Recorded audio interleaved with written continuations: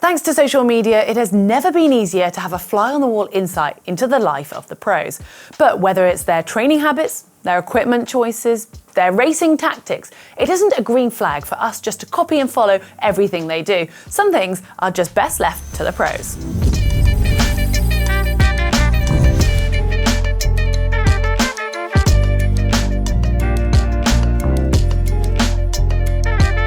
Let's start by remembering the fact the pros are full-time. That means they have plenty more time in which to train. So it might seem like they go out for endless long bike rides, long runs, building those easy, steady aerobic miles and getting that great base. They could be doing recovery runs day after day or going out for a bike ride that would take the rest of us all of our weekend. Well, we don't have that luxury of time, so we need to make sure that we get bang for our buck when it comes to the training miles.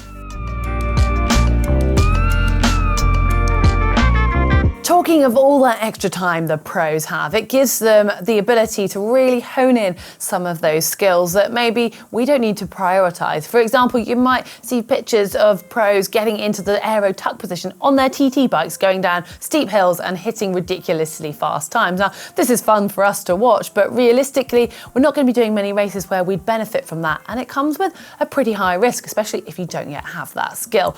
And then there's the ITU athletes who you'll see racing in a bunch. Obviously it's draft legal, so they'll be doing training that's going very fast, practicing their cornering, practicing riding together, drafting from each other, and as a result going a lot faster. But even if you are doing a draft legal triathlon, you're not likely to be riding in such a big group as that's going to be so fast. So yes, having certain amount of bike skills is very much a good idea, but it's not going to directly benefit your performance in, say, a 70.3 or a full Ironman distance bike race. Professional triathletes can appear to have a jet-set lifestyle, dashing off all around the world to some rather exotic places, and this doesn't come cheap. But they will be doing that for a reason. It'll be to qualify for big races or to meet sponsors' requirements or go to a race that they're being paid to appear at. As an age grouper, it's very different. Yes, you can go to some incredible places, but you can make it as part of your holiday or a bucket list race. But don't forget to look at the races that are closer to home that maybe the pros won't be attending.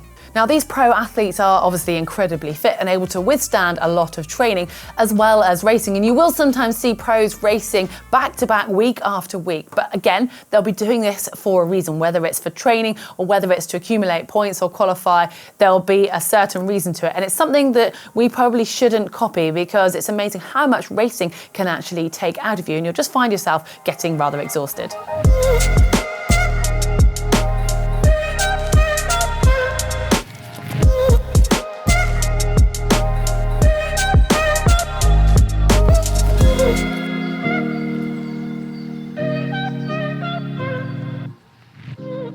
There's always a lot of interest around the equipment that the pros are using, and rightly so. That's why they're sponsored. Their sponsors want to see that kit out there for us as age groups to aspire to.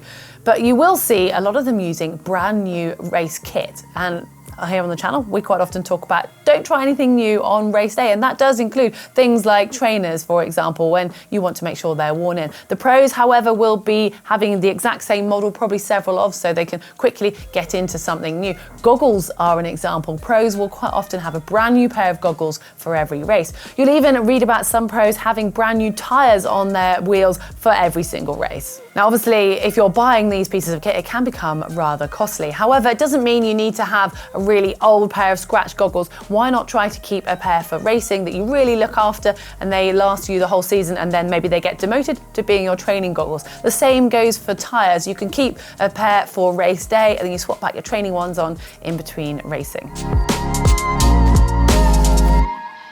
And finally, what about the kit that has to make you faster? Those amazing pieces of equipment that the pros have to get those marginal gains, but they don't necessarily always transfer to us, partly because we're going slower or we're not able to hold the same incredible position. Take aero helmets, for example. Yes, they're more aerodynamic, but only in a certain position. So if you've got a nice aero helmet with a long pointy tail, but you've got your head stuck up, or you're moving it around, or you're not able to maintain that position, then those benefits are going to be negated, and you might just find that your head's getting really hot inside this rather nice looking helmet. And then disc wheels as well don't actually give you that much of an advantage unless you're riding at more than 25 miles an hour. And you've also got to be confident enough to be able to handle your bike in strong winds with a disc wheel. So just think about these investments before you go making them. And for example, you could take a look at Chrissy Wellington, one of the world's best long distance racers, who currently still has the iron distance world record. And she completed that without an aero helmet or a disc wheel.